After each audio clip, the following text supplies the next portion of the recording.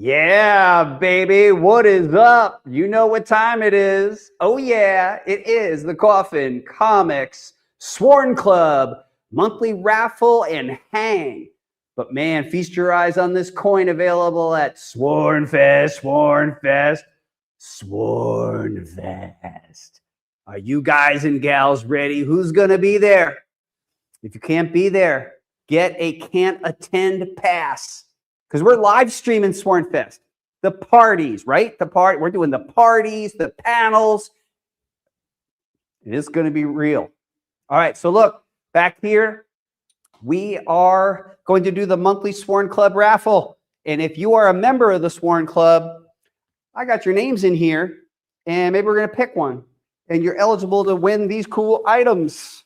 We got some cool goodies that we like to give away. So happy to be back with you, boys and girls. Dang, I don't think we've been like live with each other since, I think, December 22nd or something, right? Wow. Okay, so we got a bunch of great people on there. We got Phil, we got Ace, we got Grim Collects. Oh, yeah, Alpha Ghoul, Mosh Pit, Matt, the one and only, everybody. So super stoked. Here we go. Now we're going to get into giving some prizes. Then we're going to show you a little commercial. And then when we come back, we're going to do the monthly show, Beer with Brian, where I'm going to talk about some stuff going in my world of pop culture consumption. And I have a special fun little thing to share with you that'll be highly interactive. It will require your engagement. It's going to be fun. All right, so Omega, what's up? Where's Samantha? Samantha out there? Charles? All right, well, all right, cool. Charles got the can't attend pass. Great. That allowed you to be part of the pre-order, but you also get to have the bird's eye view of Swornfest, all the parties, all the shenanigans. God knows if we do stuff illegal, it's going to be captured. What are you going to do? All right, what's up? Okay, couple announcements. As you know, Swornfest is coming at you this month, at the end of the month, just January 30th, 31st, and February 1st. 3 days of madness. Get some sleep before you go. Remember when you're there, you get hydrated. But let me say this right now. If you're attending Swornfest, next week, we are sending out an email of a Swornfest survival guide. This is all the answers to all your questions. Where do I register? Where do I pick up my pre-order? Do I need my pass to get into HQ for the Friday open house? Yes, you do.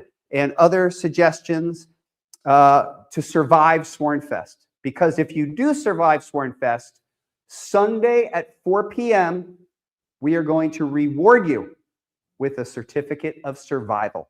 That's right. That means you made it. All right. Let's see here. Grim Collects asks, is that coin still available? Well, that coin was only open to Swornfest pre-order customers, and it will be available at Swornfest. Sleep banking is a good idea before Swornfest. Yep, there you go. Bank that sleep. Definitely bank that sleep. Drink plenty of liquids. Get your sleep. A couple of things. We have posted the official Swornfest schedule that shows the various panels. We're having a game, an update on the Lady Death game. We have more information from Dan Mendoza on Lady Death Zombie Tramp 2. We are having a panel with some Swornfest newbies. Ebas, Thora, and Richard Ortiz are new to Swornfest, so they're getting a panel. And on Saturday at 3 p.m., I believe, we are doing the Coffin Comics official panel. This is a preview of 2026. And I am letting you know now, and believe me now, we have a very big announcement at the panel. So ladies and gentlemen, start your engines. I hope you will be thrilled and delighted by what we are going to announce. All right, let's see here. Grim Collect says I have to leave before 4 on Sunday. Can the certificate be mailed or gotten a little early? No. You have to survive till 4 o'clock. But what you could do is Coffin Comics cannot mail them, so you could make a deal with a friend you make at Swornfest to take care of you and plead your case. Plead your case when we give them out during the ceremony. Fair enough? You gotta make it to 4. So what's up? Let's see here. Sleep banking, too excited for words. I'm with you. So excited for the game. I love it. Now, a couple other things I want to talk about with Sworn Fest. Then we'll get to it. Okay, no. Hold up. What I'm going to do is I'm going to give away a goodie to a Sworn Club member, and we're going to continue this conversation. Feel free to ask more of your questions about Sworn Fest. Another important thing to know is we're having a Friday open house at HQ, but we are not providing a shuttle. So you'll have to get via Uber or maybe carpool some people, but it's not particularly far away. It's about 3 miles away from the venue. All right, here we go. Check this out.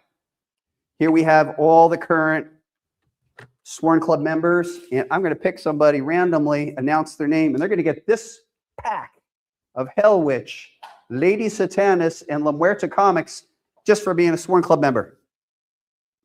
You probably heard this before and you're going to hear it again, but we are in the early process of completely revamping the club to everybody's benefit. So thank you for bearing with us on this. We are going to give you reasons to re-up, and they're cool reasons.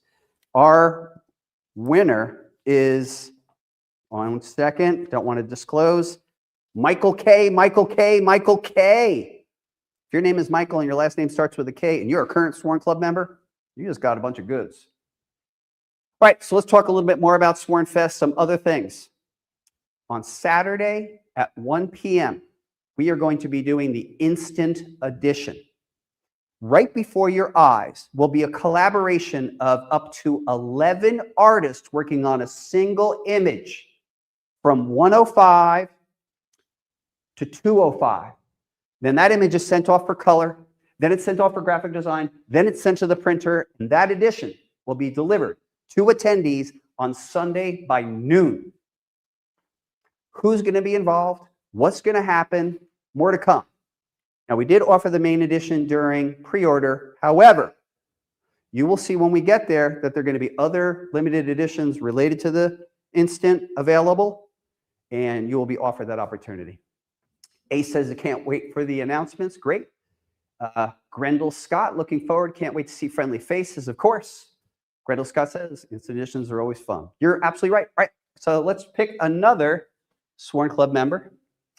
And again, I do want to remind you that we actually have our New Year's Evil promotion going on currently. It will conclude next Monday.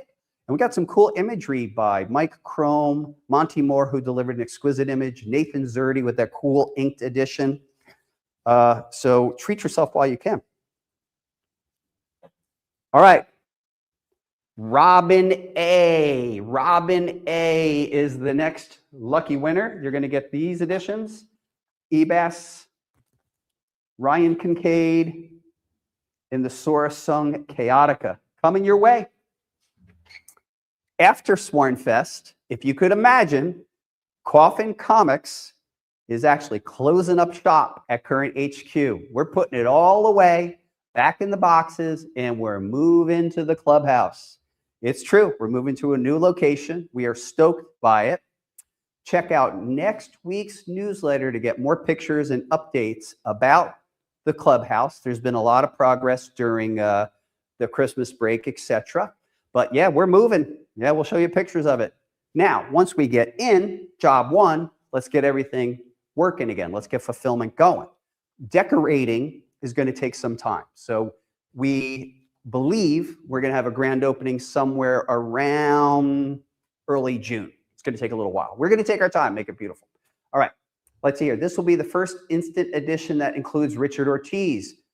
Mosh Pit Matt, you're right. If Richard consents to be part of it, that's what would happen. Absolutely. All right, let's pick a final person. Then we're going to go to a little commercial. And when we come back, we're going to do Beer with Brian. And I invite you to have some pop culture questions available. What's going on in pop culture? I'm going to tell you a little bit about what I've been watching and what I've been interested in. And I do have a really fun thing I found recently that I'd like to share with you. So one more. Here we go. For playing for this beautiful Sora song, Eric Henson and Matt Meerhoff. And these all come with swag, a bunch of like stickers and goodies. All right, here we go. And that is Wayne D. Wayne D. Thank you so much for being a Sworn Club member. That's cool. So now what we're going to do is we're going to throw it to video.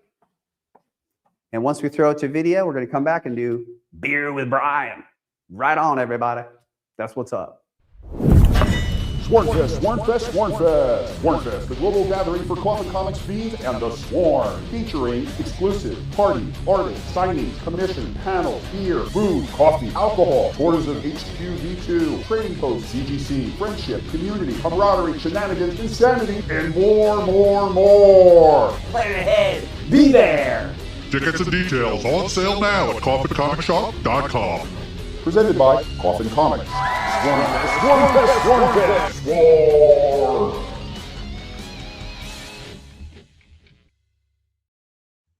Welcome back to the land beyond. As soon as we can, we're going to get those comments up. And this is the, let me get my water. Hang on one second, everybody. Just going to take a second. Thank you. And this is Beer with Brian, where I drink water. Probably have a beer later tonight. So feel free to ask some questions. This is an informal conversation. It's a program of the Coffin Comics Sworn Club. And I just talk about some pop cultural ruminations, usually about genre stuff that I've been watching. So during the holiday, I watched a lot of stuff. But what comes to mind was I saw the remake of The Running Man, and I enjoyed it. It didn't necessarily kick my ass for some reason, but I enjoyed it. Now, I have a friend in town, a guy named Rick Funk. And he and I trade movies because we both like movie suggestions. We like end of the world movies. So Rick made a suggestion to me of a movie called 10 Years Later. It's on Amazon Prime. And I recommend this movie. I would call it horror bent, post-apocalyptic. Very, very stripped down budget, probably low budget, but very well done. And there's no dialogue in this film. It takes place 10 years later, after some sort of horrible apocalypse, and resources are scant. So people are now cannibals, and there's packs of wild dogs running around. And I don't want to tell you too much about it, but the story focuses on a young man and a journey. So it definitely gets my recommendation. Let's see here. Kunal, so nice to hear from you, man. Let's see here. Which recent comics, if any, inspire your future scripts? Hello from Australia. Hello, my friend. That's a very good question. In some of the recent stories, for example, upcoming, we have Lady Death Primordial Havoc. And that story is in a prehistoric setting. I would have to say that the series by Dark Horse called Age of Reptiles by Richard Delgado was a very big influence on that. Now, within comics, there is a long history of cave woman type characters, Shayna the She-Devil for one, Bud Root's Cave Woman for another, but mainly Lady Death Primordial Havoc was and is influenced by the Dark Horse series Age of Reptiles. Let's see here. Mr. G says, I'd really like to know more about Hell Has Frozen Over. Heck of a tease to leave a fiend with. Well, you're right.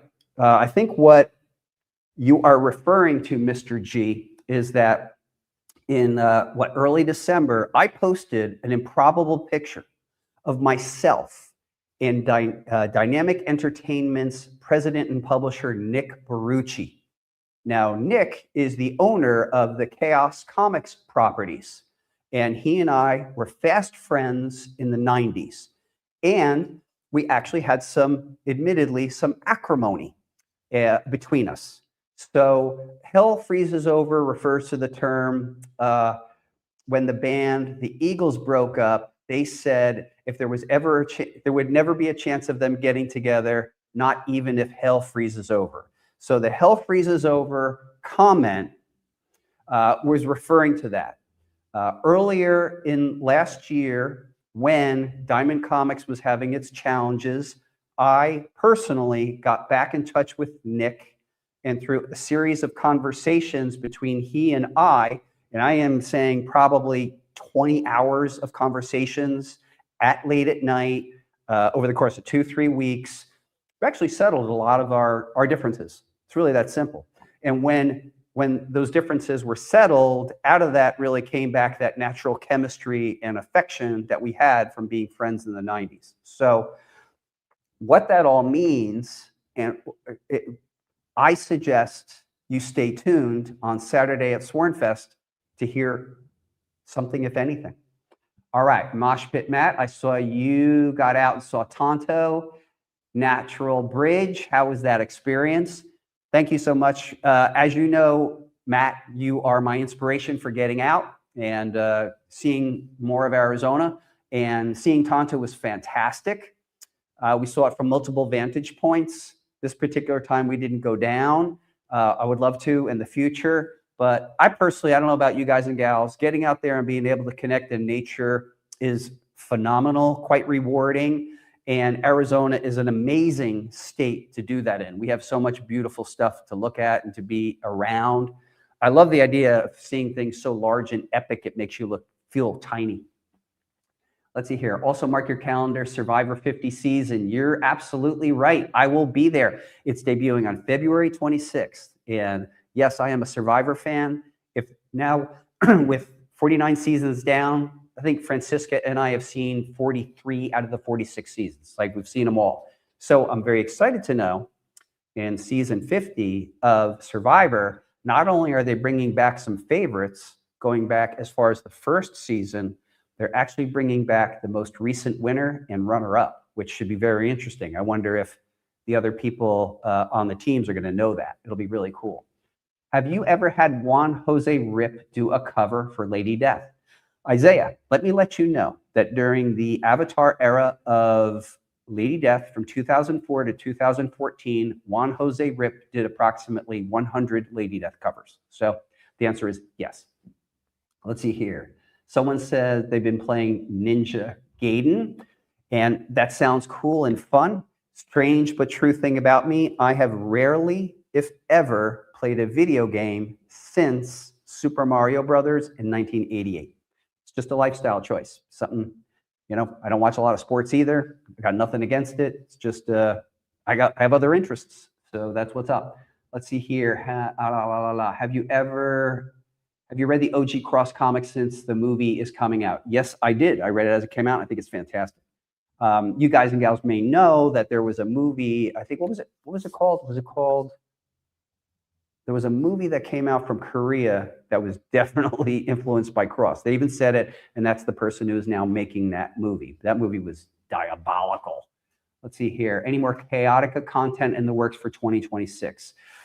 Chaotica will not appear in 2026, but she will have a story in 2027. In fact, the Chaotica story will also involve Hellslinger, and it will also be married with a separate story that will be about Hana and Angel Vex in their origins. Let's see here.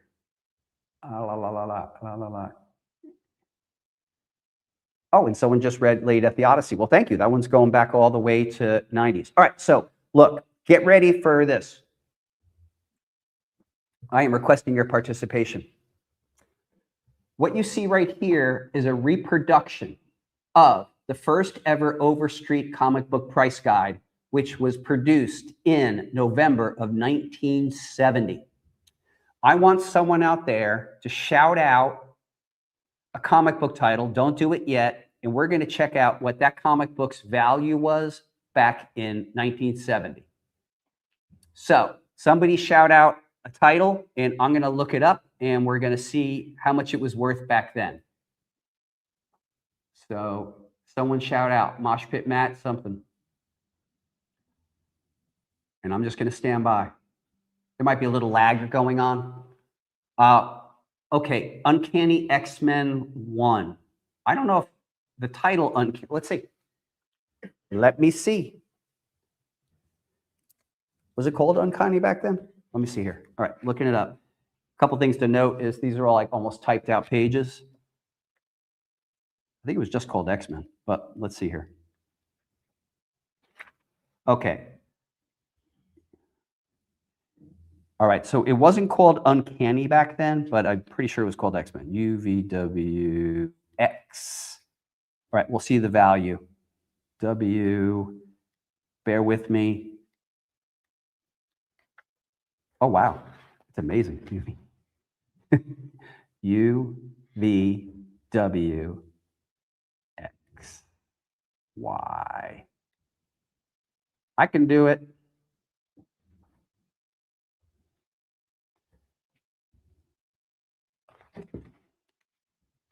Gosh, I know it's here. Bear with me. This is my fault.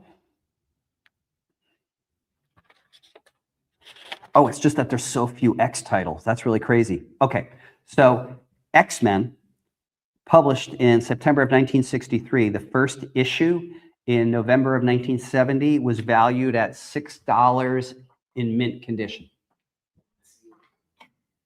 Yeah, I don't know if you really want to go for that or not.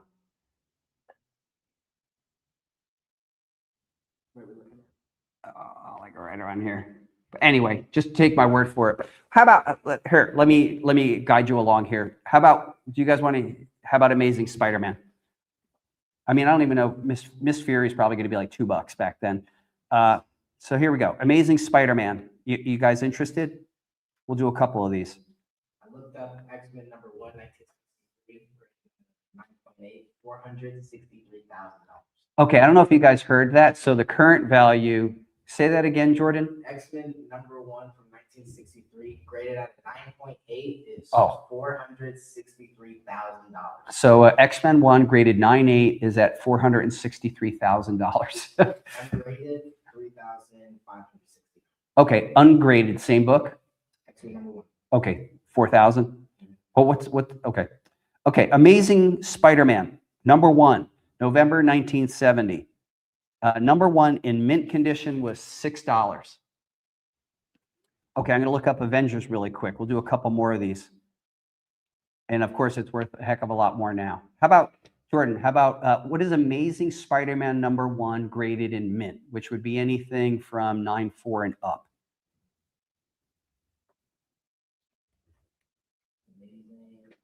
And I'm looking up Avengers.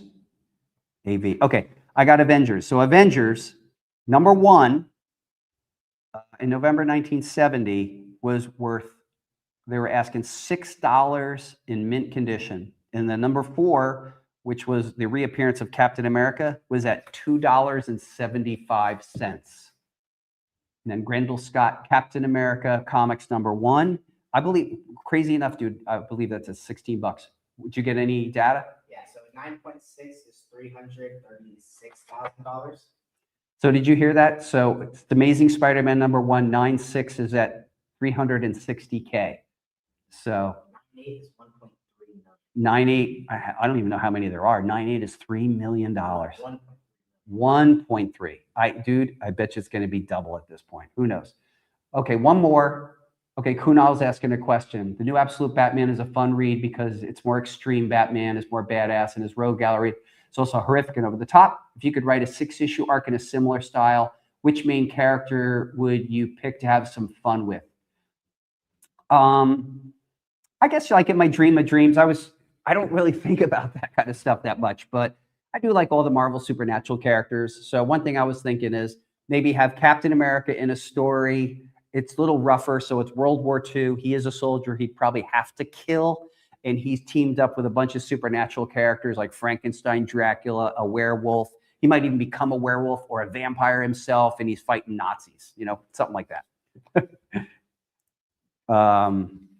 It's interesting. There was an Ultimate Captain America story, and I think it was written possibly by Mark Miller, and it was Cap, and he was a bit like of an R-rated dick, and I just didn't like Captain America that way. I mean, I could see Batman being that way. I certainly could see Punisher being that way, but I do like Captain America generally as a positive, optimistic type character. All right, I'm going to look at Superman number 1. Or do you want Superman number 1 or Action Comics? I'll look up Superman number 1, S-U-P. There's Superboy,